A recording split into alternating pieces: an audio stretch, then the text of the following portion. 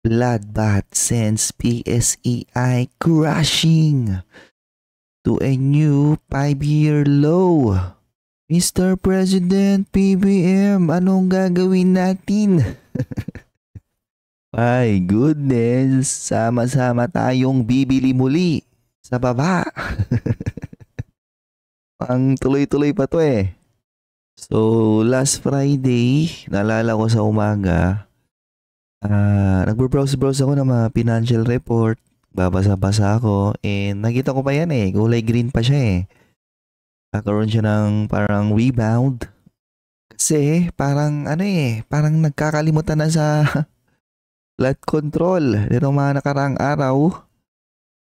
Pa-rebound na yung PSEI eh, ayan di ba? And boom!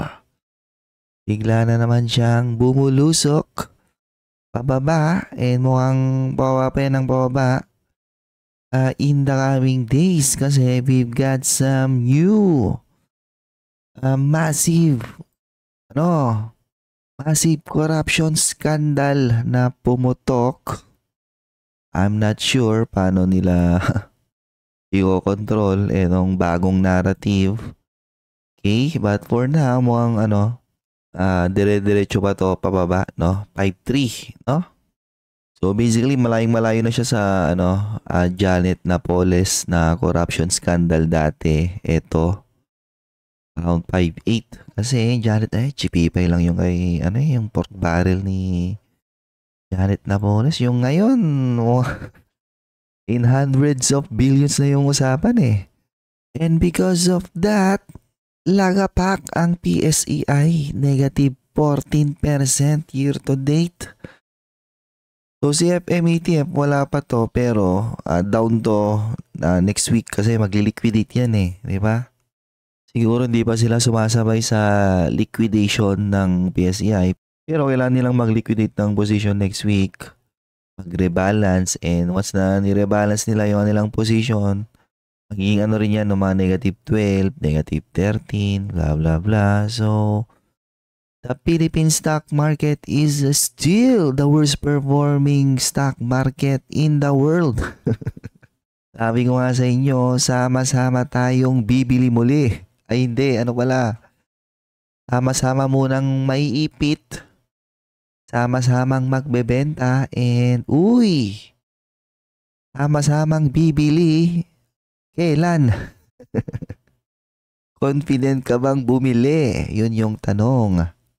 And makikita nyo rito walang issue, no? US market is still okay, 19%. Nasdaq, S&P 14%. International, syempre sobrang lakas, 27%. Emerging market, yung China, Hong Kong, malakas, 31%. Southeast Asia, grabe, 12.61%. So doon pa lang alam mo nang may problema talagang Pilipinas. Total World Index 18.5%. Dito nyo makikita na talagang yung bad sentiment ngayon sa Philippine stock market is only happening dito nga sa atin, okay? Stock market lang natin. So, nung nakaraan, nag-report ng negative 4% na GDP, di ba? Madaming nabiglang analyst. How come na, or bakit naman biglang bumagsak dyan, di ba? Sobrang baba naman ng 4%, dyan siya bumagsak. Talagang may problema yung ating, economy ngayon. And because of these developments, sobrang hina ng peso against dolyar. Again, ulitin ko to, ang US dollar this year, mahina na siya. Okay? Nakikita niyan dito sa DXY. Ayan So, ang year to date ng dolyar this year against major currencies in the world is down. Diba yan down siya ng negative 10%. So, hindi mo na hindi mo magamit ngayon yung argument na the peso is weak because the dollar is strong. Walang ganon. So, bakit mahina ang peso? Again, because of the because of the uncertainty of the Philippine economy. President Marcos, BBM, saan mo kami dadalhin? Anong gagawin natin? So, pababa pa rin ng pababa ang stock market. Actually, nag-report yung or tapos na mag-report, di ba, yung mga companies. And nag-report na yung mga blue chips, and I think a lot of the blue chips are still very resilient. A lot of them are still showing growth, no? For a 9-month period. Pati nung third quarter Nung third quarter na kung saan lumagapak ng 4% or 4% lang yung GDP ng Pilipinas. A lot of the companies na nag-report are still, I think, okay, decent. They're trying their best na mag-adapt sa economic landscape ng Pilipinas ngayon. Pero, huwag nahihirapan na yung parang pahirap na ng pahirap, no? Na-squeeze na sila ng na-squeeze. Again, BBM, anong gagawin natin? So bakit lumagapak yung yung PSCI na naman, another waves of corruption scandal? Kasi eto, no, yung pinaghahanap ng sambayanan ng Pilipino, Zaldico, nagsalita na, and ang mahirap ngayon is parang verify or ni-reinforce niya yung speculation na kasama nga ang kasama ang ating president at nung kanyang cousin, si Romualdez, dating House Speaker, sa corruption mess na nangyari ngayon sa Pilipinas. Hindi to maganda kasi nga Zaldico is an insider, di ba? Nasa yan within the circle na yan ng presidente. And ang isang insider ng president magsasalita ng ganito, hindi yun okay. Ngayon, syempre, nagkukumahog na ngayon ang gobyerno paano i-spin itong narrative. Kasi hindi siya maganda. I'm not sure paano nila i-spin ngayon to.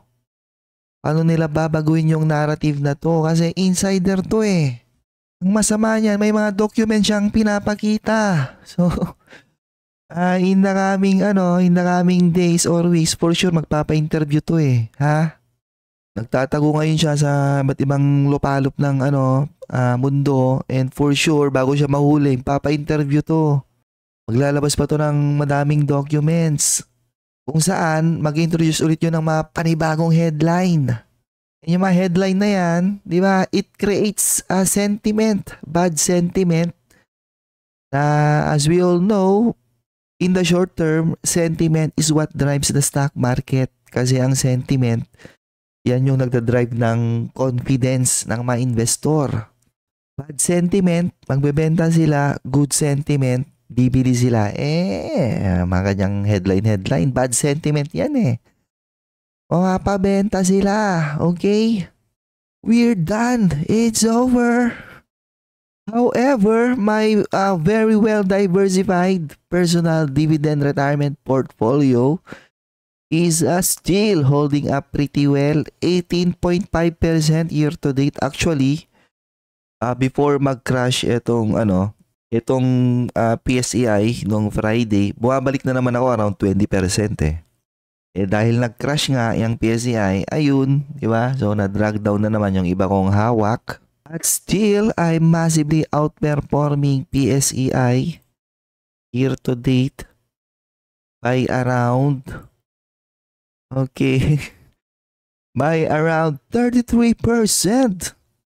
And makakatanggap ako ng dividends throughout the year, which could potentially cushion yung downtrend ng aking portfolio value and maybe even improve yung overall portfolio value ng aking dividend retirement portfolio. It goes to show you that dividend investing works, diversification works, value investing works. Ang tanong, gumagawa ka ba ng research mo? Gumagawa ka ba ng portfolio management, rebalancing, risk management? And if you want exclusive investing related contents in the Philippine stock market, check the pinned comment. So, talagang hindi maganda guys, no? Again, Sa mga kinakabahan ngayon sa PSEI, I hate to bring you the bad news pero mas kakabahan pa kayo in the coming days. Dire-diretso pa to pababa. I can almost guarantee. Every time na maglalabas to ng bagong bago niyang pasabog, ika-cover yan ng pagpipiestahan yan ng mainstream media. Mababasa yan ng international investor, international community. Mas magdadrive yan ng overall negative investor confidence sa Philippine stock market. Walang papasok dyan na foreign investor. And yung mga nandyan na foreign investor, magbebenta yan. Okay? Diba? Ba't kami magpa-participate sa Philippine stock market na ang gulo-gulo? Pwede namang doon na lang kami sa medyo hindi magulo. Diba? May investor confidence, may optimism. Ganun yun. Ganun yung maging mentality ng mayan. And as you can see, nagre-reflect na siya sa approved investment pledges, plunge 49% in grabe sa Q4. Abangan nyo yung Q4. Diba? With the recent 4% GDP na ni-report and all of this corruption headline, wala na, okay? Wala nang papasok na investor sa Pilipinas. And of course, USD to PHP, mahina pa rin and I wouldn't be surprised by the end of the year, papalo to ng 60. Diba? Hindi malayang mangyari yon with a lot of uncertainty ngayon sa Pilipinas nagmamaterialize siya sa GDP, 4%, di ba? Malala na yun. And continuous pa rin yung pangungutang ng Pilipinas. So, you have to think yung ating, yung debt to GDP ratio, pumipitik ngayon yan. Okay? Aangat ulit yan. Madami ulit investor, mababad trip. Meanwhile, President BBM, di ba? Confident pa rin. Confident. PH economy can recover by end of 2025. So, gumawa siya ng press conference niya recently. Parang binida niya yung timeline ng kanilang flood control investigation. Di ba? Ang tanong, may naparusahan na bang politiko? Wala di ba? Ang dinidiin is mga mga contractor, mga government officials, yan yung mga yan yung mga nasa bottom nung patawag doon, kumbaga sa isang sindikato, sila yung mga nasa taw-tauhan lang Hindi kakalumayan kung walang politician, di ba? Na backing. Walang mastermind na politician. So I think ang makapagpa-reverse lang ng sentiment ngayon ng stock market is kung may mag-start na silang may pakulong talaga na mga mga politicians, mga mastermind. However, what if totoo yung sinasabi na itong Saldigo na to? What if our president is one of the mastermind, di ba? Di umano, yun yung sinasabi niya. Ang tanong, anong gagawin natin? Di ba nga gumagawa pa siya ng kanyang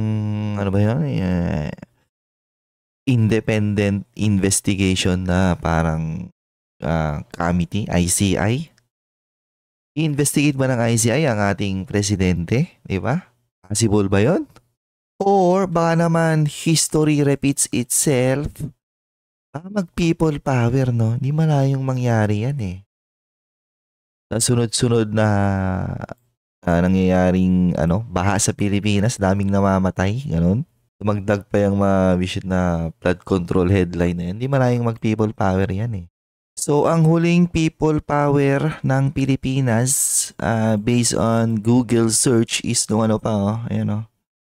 January of 2001. So, January, So, January of 2001, pumitik siya and then people power siguro, lumagapak siya. Ayan. So, lumagapak siya ng, grabe ilan nilagapak na ito? Lumagapak siya ng negative 48%. Oh my goodness. So, possible nga, baka lumagapak nga tayo hanggang dito sa COVID kung kunyari, people power. Uy! Ang daming blue chips dyan na pwedeng bilhin Ang tanong, may pambili ka pa ba? or sama-sama tayong maiipit muli? BBM, anong gagawin natin?